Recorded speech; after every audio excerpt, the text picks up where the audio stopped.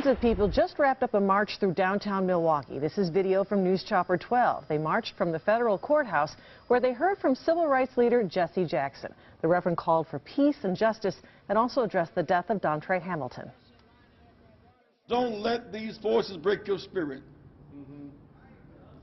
Dontre has more power today in the grave than the killer does walking the streets.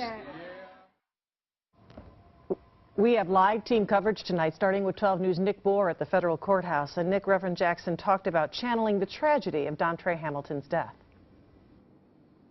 Right, Joyce. Reverend Jackson really been making the rounds around Milwaukee today, talking on community radio today. He visited with the mayor, as we talked about as well, and also stopped by a church this afternoon. He's making it clear the Hamilton case is a symptom of a larger problem, one he says needs federal intervention.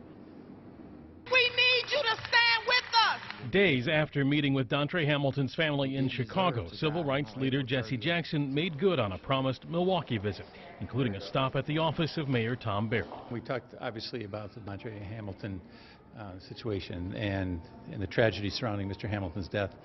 We spent a lot of time talking about what are the next steps, how we can act constructively together. Jackson says besides the federal Justice Department review of the Hamilton shooting, the federal government should pour $50 million into boosting Milwaukee's schools and restoring foreclosed and vacant homes. We need a plan for urban reconstruction, and it would be a minimal investment to get maximum returns. You see the Dontre Hamilton case as a chance to kind of step off from there and do something constructive, as you say? To broaden our vision. I mean, what's at stake here is that people, without the proper education, you end up with first-class jails and second-class schools. Jails cost more than schools. So much of it goes back to the underlying conditions within the community and the need for jobs. We have 2,500 properties here in the city of Milwaukee where we could invest millions of dollars and put people to work. And that would be constructive. And Jackson rebuffs any suggestion he's butting into a Milwaukee issue. We all live in one city, in one country.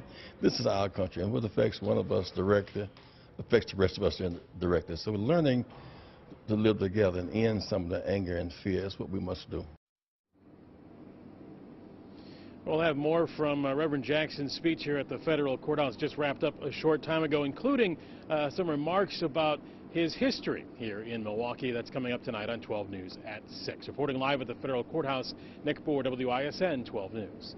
Thank you, Nick.